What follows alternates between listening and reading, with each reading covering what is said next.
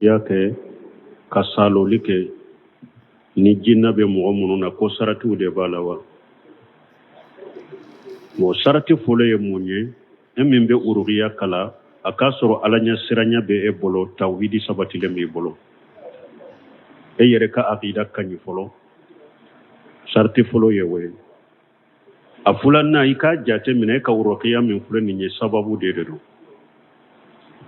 me furale kele kela ye alade e sababu doronde furale kele kela ye alade sarati sabana urugiya yi akake qur'ana ye qur'ana aya wuye ube duawu munu sabatira ciden bolo ube akake duawu ye duawu minye arabu kanye ni akoro famulendo fulanka fuyata la nanini tala akake arabu kanye ibe kuma munu fo nu koro famulendo donc doni ke bako rokiya sarati wuye nununde ibe min fo akake ke qur'ana ye ube ciden ka duawu ube akake arabu kanye mi mana donendo o nani ni kana ye ala fulanka fo yakuma kana ye ala uruqiya sarati en nununde don ke be sarati munu fala o ko yala ni e uruqiya ke sisa ye qur'ana kala bana bagato ka jinna kumana neka e kanka kuma jumon fo kuma folo kake shaytanin min kumana bana bagato neka nyinin ka folo ye silama ye ube te silama na ko alete silama ye iba wele kana silamiya de mafolo iba dawa de folo aka silamiya ni asilamiyara wakati mi akon silamira don na silamiya la iba foye ni don na silamiya la ni ko kera silamaya te daga silama ka silama tono ibe bana bagato mina iba ke ka toyo de o te daga silamiya ko iba waju abe bo ala togomi na ko nye silama de iba foye ni eko ye silama de ate daga silama ka silama tonyo parce que qur'an aya ciden cira jinna ni hada maden bede ma ciden ciram bede ma ni eko ye silama de ate daga silama ka nyona silama tonyo de ebe bana bagato minna silama de iba ke ka tonyo de boala iba waju akabo na ma so kabo limaniya min bila ala yasiranya min bila ibe qur'ana kala ni o limaniya ye qur'ana kala min beke bana bagato yinka ni limaniya ala yasiranya o qur'ana kala inde be shaytanin toro o de ba degu ka toro fo abeke sababu abe bo wala me kuma munun be fo jonyi bilani na ini mori jumambe barake nyogon fe jonye dabalin ken donya dabali Cheikh Abdallah Bumbaji koy kana shaytané ñinin kan ni nuna galon tige la wudero cinya fo la wutede jinna be galon tige de kana ñinin kan ni ko sugula nunu ñe fitina wude Bumbaji ko hari ni jinna en ko be kuma karasa de imbilala karasa de ko kadabali da ko idade mi ñinin kawla galon tige la idade mi ñinin kawla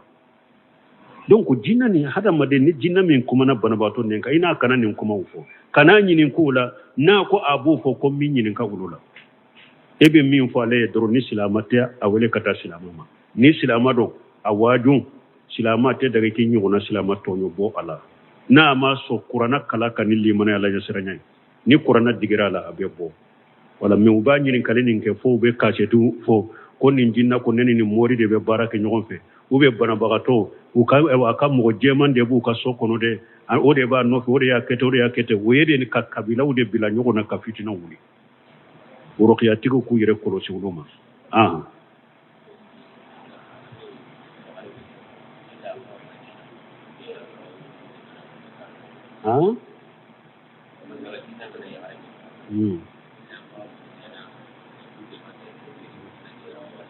bo ko jinna na be musola ba kanka munke har o do anyen nunu fo sinya joli quoi ni jinna be muso nyere la na yere abe yere deme pura ka boala na yere bese ka Cheikh Albani yode fo muso do ya nyin ka setane bala ako nebe tawru ya wuro ya tigu fe Cheikh Albani ko nebe min fu ye takana sagi ka tawru ya tigu fa dabila ako Cheikh Islam Ibn Taymiyyah kitabu do lega al kalimu sahih kalimun tayyib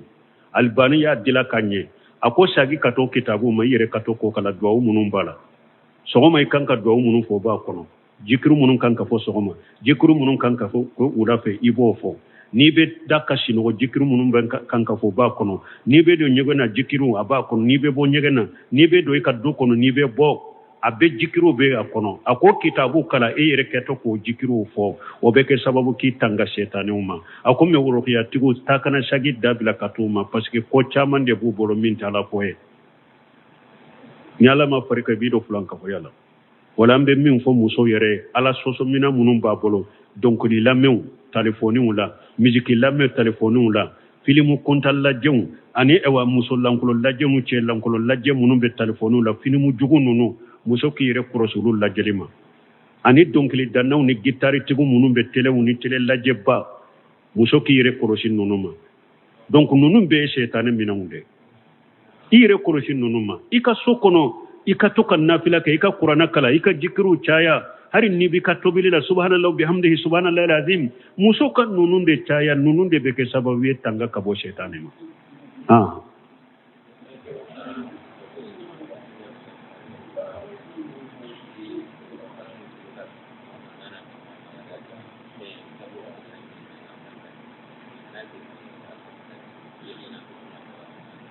bo ko ambe hadisa barake nyonya chogone ko ciden ko kalimu korotara kabo sino bagatoka fo kata kunu ko ni salli wakati sera mimbe sino wala nya kunu ama wulamba to edeba ni hadisa ni eye kuma min fote nyon sera la yere o yede sino bagato isino ora e maseka wuli salli wakati wuli ba wuli kelama soroyila fo salli wakati temenika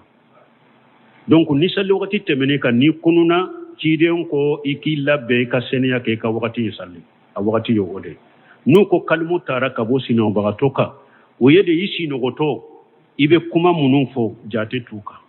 mo sino goto ibe sogo ka kuma munun fo hari ni kuma jugu ni feunde do kalmu to sabiye fo kati kunu la nyini yo ode me la nyini te koni mo min be sino gola salli no wati sera ko anka toye kalmu te pen sabaye hadisa la nyini to boye akana ciden ka hadisau akana miri ko abe ciden ka hadisau ke fenye utemminyo wode yato ahmad ibn hanbali ko ciden ka hadisau ni sunna ko hakilina taala miruna taala min asar rasulullah sallallahu alaihi wasallam hadisan nunu ibu koro anu famu ibata ciden de la naka shebau e kana miri hakilina dola ko ibe hadisa koye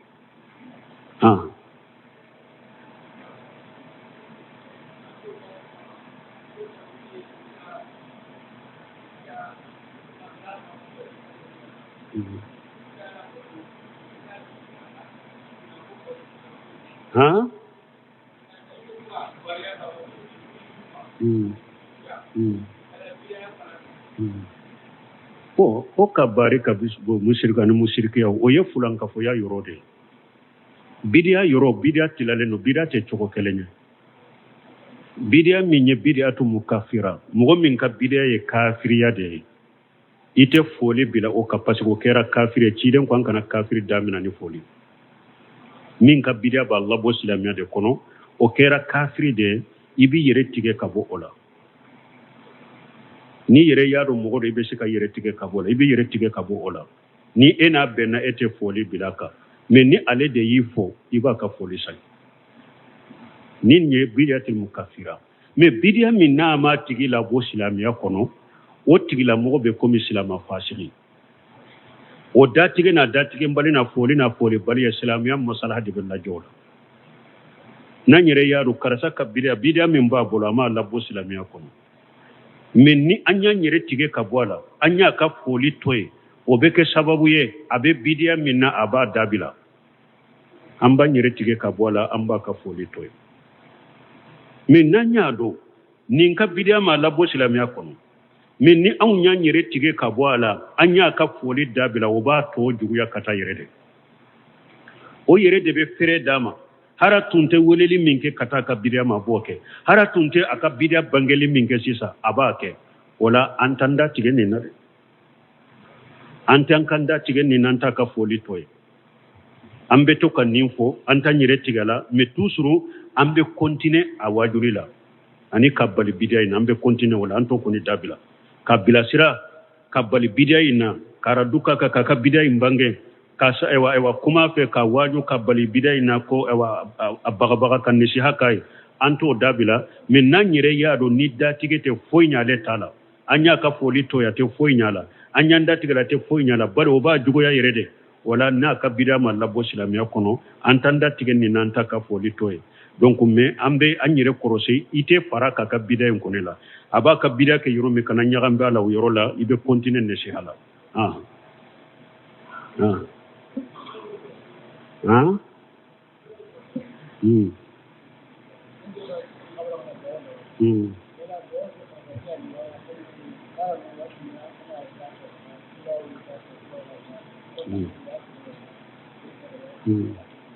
bo ko kunun ka derisula nyinikali jabila an ko kaburu ibe jo ka do ke ko do kerekelen de bewa ube kuli do ba fo kulu wallahu sai tali kala ya tukurushi do win fora habisa kun an ko cidin tumba fo de istaghfiru li akhikum wa shallallahu lahu tasbita do win fora kunu hadisan yire kuno cidin tumba fo shego yire ay ala deli ala ka ya fa balimama ala ka la deli ala ka nen sabati si so bina nyininka do mi sabatirai ni su sutura be jole be bi tafo ida jukro اللهم اغفر له اللهم ثبته اللهم اغفر له اللهم ثبته اللهم اغفر له اللهم ثبته ibe ninde ko ala ka junubu yafa ala nen sabati buno semino ko ni be nin do fo ka fo sinya saba ako pasiga nana hadisa sahalen kono kana rasulullah sallallahu alaihi wasallam da salasa kiden tunkira na be do ka ba ke sinya saba wala nin do de be fo ayatul kursi te foye kulu wala tani kele ube ayatul kursi kan nunun fo kaburu kunna waye bidia de lesir tala dinan sken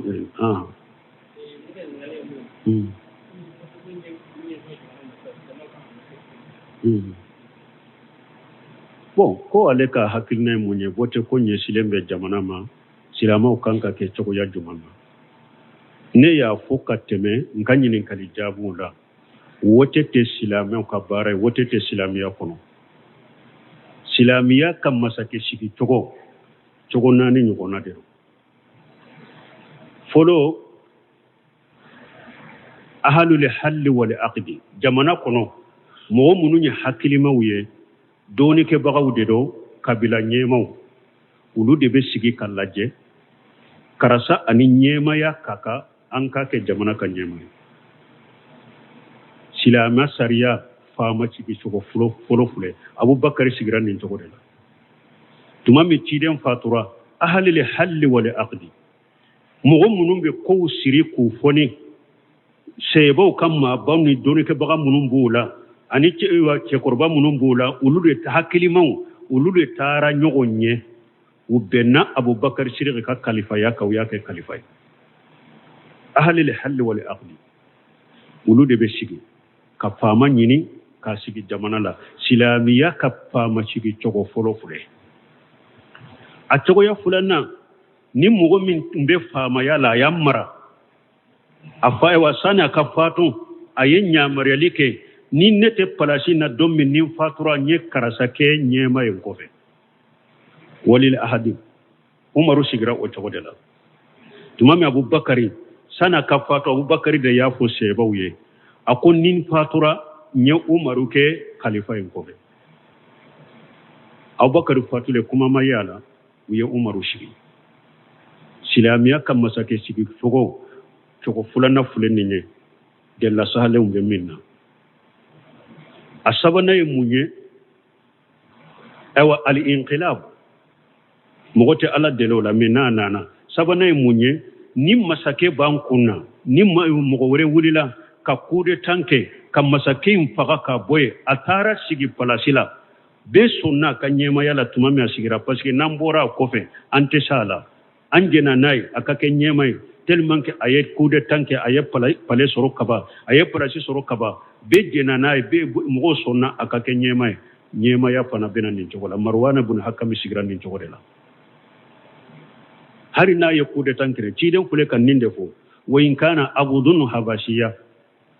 ako ni mogo min nyawu mara hari na ya soro jonde do bora ichopide anana kau karaba ka shiga kunna nin chogola ayere bado na kwa be akabwa ko fe ka boya tese joli bode bena ayeto ako silamiya kan nyema wu be shigi nin chogodela nani na a ube min be nyema yala sana ka fatu aye jamakulu do tomo kuyira ni ne fatura karasa au kashigi na benna mugo minna ako ke nyema yin ko fe Umar ibn Khattab yendinke Umar ibn Khattab ayennin de ke Usmana shigira o chogodela tuma mu Umaru sogora sana ka fatu ayayira ako cide nye mugo tammin ni sonja ko be do arjanna kono ni Umaru yere fatura mugo wore de tumbeto mugo tay mugo wore de boto awa Umaru ko aleya awasado o mugo worola ni ne fatura cidem nye mugo munu ni sonja ko be do arjanna kono aw mugo woro de tora aw mugo woro kashigi aw dola kelena na benna kam minke nyema yo kake nyema Usmana fana sigira o chogodela donc silamiya sariya kan nyema sigi chogo yenninde me botu min fule ninye kafiru tade ni bora demokrati de kono bora laste de kono ninte silamaw tay fay to sigen nin fule do ba fo wa amruhum sura bainahum betaw bila wala ko musawara wa amruhum sura no te kelenya de Abubakar ta sura min nana qur'ana kono ahli al hal wal aqd wote beyede hakili maw de be sigi kabila nyemaw doni ke bagaw hakili maw ulu de be sigi karasa kera nyemay me botu no te kelenya de botu cheni musoni fatoni hakili nani hakilin tambe de bala hari mufu mugo mununte ko kalama yere nu ulu ewa voix de pi bio besa ibe hada madon voix sa de ka hada madon sa wori de be bo ka hada madon sa bede ba kono kona cheni musoni demiseni ni makoroba hakilin tan ni hakilima doni ke bagani jahili filibantini kanda baga dolo minna abede ba kono wotu taye ode ulu de be wotu ke ni min jama chayara ube sigi min jama chayara ube sigi munun te ko kalama munun ye jahiliye munun ye pendombaluye munun ye chiyali kire munun ye ala sosolawe munun ye fasiguye ulu ka jama ulu beseka ke sababuye ka wote ke ganye ebina suban kunna hakili mawte yere donc votu min fule ninye an ko ni tem silama sinya mariya ko ka doala ante silama sinya mariya ko ka doala donc mo do be se ka fo namma doala ni mo do tara sigidu ni mo do tara sigi min manyido na an man sen doala ni mo do tara sigi manyido an ba fo fa inna ma alaykum ma hum mila wa lahum ma hum militum silama alaye min bila eka ode bika ni mogo wore sigira asigira eka nyamaru kanta masige ka nyamaru kanka eka sheko ye minye ni ayiralila ninti ka koye ninte silama koye ninte koye ni ekanka dwala ala ka nyamaru kande batu kode ke ni fenwure min na bola ala te nyinin kawla ni fenwure min ni o kera fenwure min ta kala ye nyamara ni minye ni oke ni fenwure min bora o ko fe te nyinin kawla muso chenyin do watemina ela sisa che kanyi kosobe iko nini muso ninne ma mina ka jene ya kenai sisa na boran koro fasiri do bese ka tapi na kenai oba daga ka jene ya kenai ya sila me sariya ya haramu ya kana jene ya kenai de hari na tara ni fasiri wore ya jene ya kenai o kunko be ka wala donc silama ala ye mimbila eka ika sariya ni chide nye mimbila eka ode kelibe eka mais ninne man nin ko inka bena ken ninye ube ne nin ko inka o rejita tebolo mimbe e bolo dolara ye mimbila e ka ko ke wa alaikum salam ni ban kaddenga nanya tata ko mi aga taun temura aga jamanga taun temura ido hurenga dangi kaga kiragan to ninye min yininka ko ni banni kera aw sigilen be yiri kurabe barola ini su temena ula ko ka wuli kajo ko be togodi woye sunnay ciden ko ni mogo sigilen ni su be teme aw ka wuli kajo fo ka su teme ni su temena abe sigi ni mogo min fana ni su temena sigilen tora basita aka parce que hadisa wore nana ni su do temena cide ma wula sigilen tora don ke ba ko ni hadisa fula ambu fara nyogon ka togodi ambu fara nyogon kade ni su nana n'a bɛ tɛmɛ ka sunna do i ka wuli i ka jɔ a ye n'i ma wuli fana i sigilen tora fɛn t'i la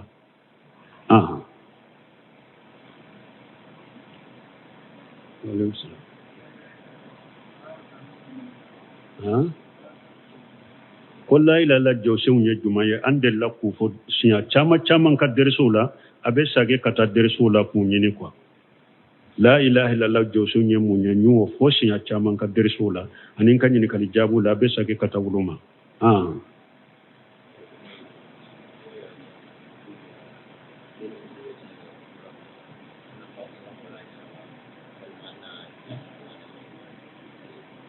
bon ko min ye hiju ye ko ni mɔgɔ min taara alimura la i bɛ alimura fɔlɔ dɔ kɛ o kɔfɛ i ka hiju kɛ wa bon ni mɔgɔ min taara maka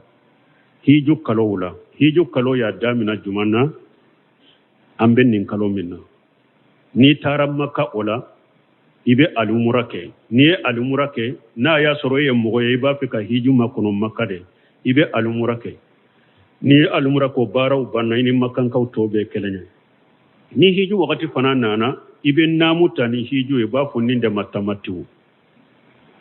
i kɛra tamatiw tigi ye i ye bato fila fara ɲɔgɔn kan taama kelen na maliyɛnw b'a kɛ wagati min fana n'i taara hiju wagati fana de la n'a bɛ bɔ madina ka taa maka ani alimura de bɛ taa maka maliyɛn caman bɛ tamatiw de kɛ ani alimura de bɛ taa bɔ n'a bɔra madina ani alimura a bɛ alimura de ta n'a sera maka a bɛ alimura kɛ ni alimura banna a bɛ sigi ka hiju makɔnɔ ni hiju fana nana a bɛ naamu ta ni hiju ye o fana ye tamatiw ye donc ni kɔni taara maka n'i b'a fɛ ka hiju makɔnɔ ni hiju kalow don alimura de kɛ fɔlɔ n'i ye alimura kɛ ni hiju nana i bɛ hiju fana kɛ tamatiw don ou bien n'i taara wa hiju masuruni fana de la komi maliyɛn caman bɛ taa wagati min na ni a bɛ taa maka a bɛ alimura de kɛ fɔlɔ ni a ka alimura banna a bɛ hiju wagati makɔnɔ donc ni hiju wagati sera a bɛ naamu kɛ ni hiju fana tamatiw don ko waati sera ɲininkali jumɛn b'e bolo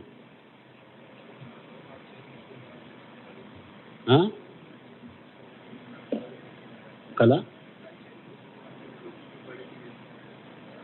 ɲagamilen kala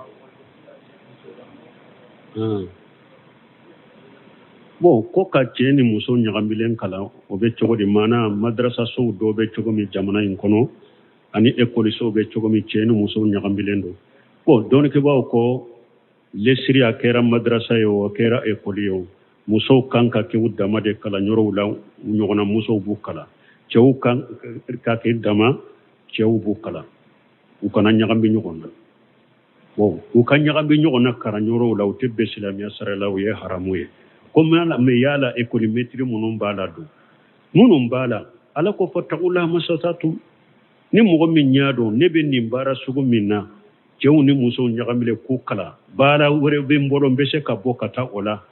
i bɛ bɔ o la ka taa o la mais ni mɔgɔ min y'a dɔn baara wɛrɛ tɛ ne bolo jamana in kɔnɔ baara ne fana ye nin kalan de kalan cogo wɛrɛ tɛ n bolo cogo wɛrɛ tɛ n bolo ni n bɛ n ka denbaya balo n'a ye ani n'a ɲɔgɔnnaw dɔɔnikɛbaaw dɔw ye nɔgɔya d'i ma i bɛ se ka kɛ baara in kɔnɔ mais i ka sira ala ɲɛ i ka maîtrise in kɔnɔ i ka se ko damayira fattaqullaha mastata'tum i bɛ sira ala ɲɛ ayiwa i ka baara in na i ka se ko damayira sani ala ka cogo wɛrɛ nɔgɔya i ye subhanaka allahumma rabbana bihamdika ashhadu an la ilaha illa anta astaghfiruka wa atubu ilayk y'a kɛ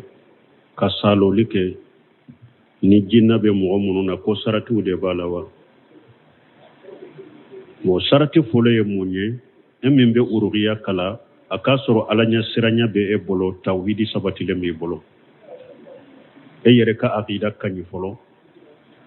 sarati fɔlɔ ye o ye a filanan i k'a jate minɛ e ka urugiya min filɛ nin ye sababu de don mais furakɛlikɛla ye ala de e ye sababu dɔrɔn de furakɛlikɛla ye ala de sarati sabanan uruqiya in a ka kɛ kuranna ye kuranna ayaw ye u bɛ duwawu minnu sabatira ciden bolo u bɛ a ka kɛ duwawu ye duwawu min ye arabukan ye ni a kɔrɔ faamulen don fulankafoya t'a la nanini t'a la a ka kɛ arabukan ye i bɛ kuma minnu fɔ n'u kɔrɔ faamulen don donc dɔɔnikɛbɔ ko uruqiya saratiw ye ninnu de i bɛ min fɔ a ka kɛ kuranna ye u bɛ ciden ka duwawu ube akake arabu kanye mi mana donendo o nani ni kana ye ala fulanka fo yakuma kana ye ala uruqiya sarati nununde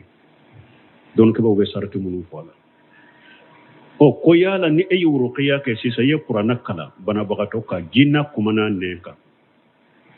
e kanka kuma jumon fo kuma folo kake shetane min kumana bana bagato neka nyinin ka folo ye silama ye ube ite silama na ko alete silama ye iba wele kana silamiya de mafolo iba dawa de folo aka silamiya ni asilamiyara wakati mi akon silamiyara don na silamiya la iba fwaye ni don na silamiya la ni ko kera silamaya te daga silama ka silama tono ibe bana bagato mina iba ke ka toyo de o te daga silamiya ko iba waju abe bo ala togomi na ko nye silama de iba fwaye ni eko ye silama de ate daga silama ka silama tono parce que qur'an aya ciden cira jinna ni hada maden bede ma ciden ciram bede ma ni eko ye silama de ate daga silama ka nyogona silama tono de ebe bana bagato minna silama de iba ke ka tono de boala iba waju akabo na ma so kabo limaniya min bila ala yasiranya min bila ibe qur'ana kala ni o limaniya ye qur'ana kala min beke bana bagato yinka ni limaniya ala yasiranya o qur'ana kala inde be shaytanin toro o de ba degu ka toro fo abeke sababu abe bo wala me kuma munun be fo jonyi bilani na ini mori jumambe barake nyogon fe jonye dabalin ken donya dabali Cheikh Abdallah Bumbaji koy kana seytane nyinin kan ninuna galon tigela wudero cinya fola wutede jinna be galon tigede kana nyinin kan nin ko sula nunu nya fitina wude Bumbaji ko hari ni jinna en ko be kuma karasa de imbilala karasa de ko kadabali da ko idda de mi nyinin kawla galon tigela idda de mi nyinin kawla donc jinna ni hada made ni jinna min kuma na bana bato nen ka ina kana nin kuma ufo kana nyinin kula na ko abu fo ko min nyinin ka ulula ebe min fo ale doro ni silamata awele kata silamama ni silamado awaju silamata daga kin yuna silamato no bo ala na ma so qur'ana kala kan limana ala yasranya ni qur'ana digirala abebo wala min uba nyinin kalinin ke fo be kasetu fo ko nin jinna ko neni ni mori de be baraka nyogon fe ube bana bagato aka mo jeman de bu ka sokono de o de ba no o de ya kete wede ni kabila o de bila nyogo na kafitina wuli uroqiya tigo ku yire ko ci wuluma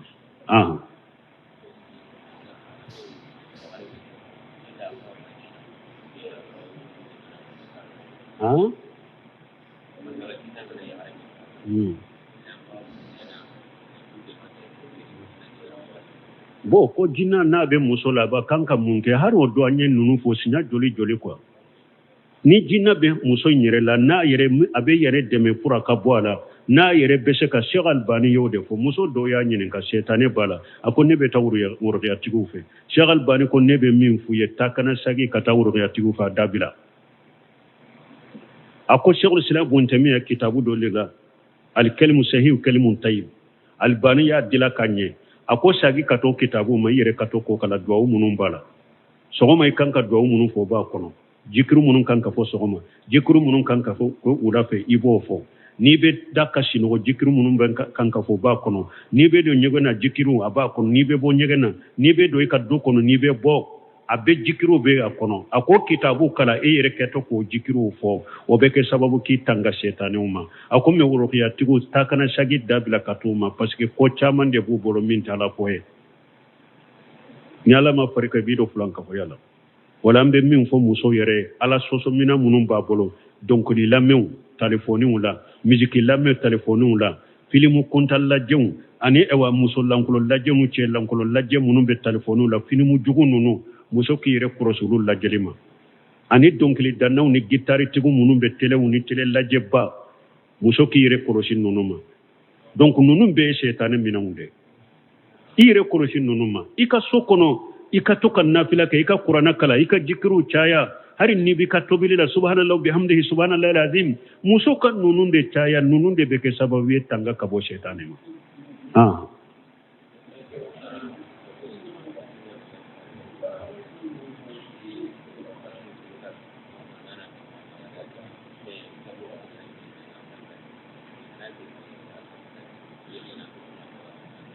bo ko ambe hadisa barake nyonya chogone ko ciden ko kalimu korotara kabo sino bagatoka fo kata kunu ko ni salli wakati sera mimbe sino wala nya kunu ama wulamba to edeba ni hadisa ni eye kuma min fote nyogon sira la yere o yere sino bagato isino wora e maseka wuli salli wakati wuli kelama soroyila fo salli wakati temenika donc ni salli wakati temenika ni kununa ciden ko iki labbe ka seniya ke ka wakati salli a wakati yo ode nu ko kalmu tara ka bo sino bagatoka o yede isino goto ibe kuma munun fo jate tuka mo sino goto ibe sogo ka kuma munun fo hari ni kuma jugu ni feunde do kalmu to sabiye fo kati kunu la nyini yo ode me la nyini te ko ni mo min be sino gola salli no wati sera ko anka toye kalmu te pen sabaye hadisal la nyini to boye akana ciden ka hadisawu akana miri ko abe ciden ka hadisawu ke fenye utemminye wode yato ahmad ibn hanbali ko ciden ka hadisawu ni sunna ko hakilina taala miruna taala min asar rasulullah sallallahu alaihi wasallam hadisan nunu ibu koro anu famu ibata ciden de la naka shebaw e kana miri hakilina dola ko ibe hadisa koye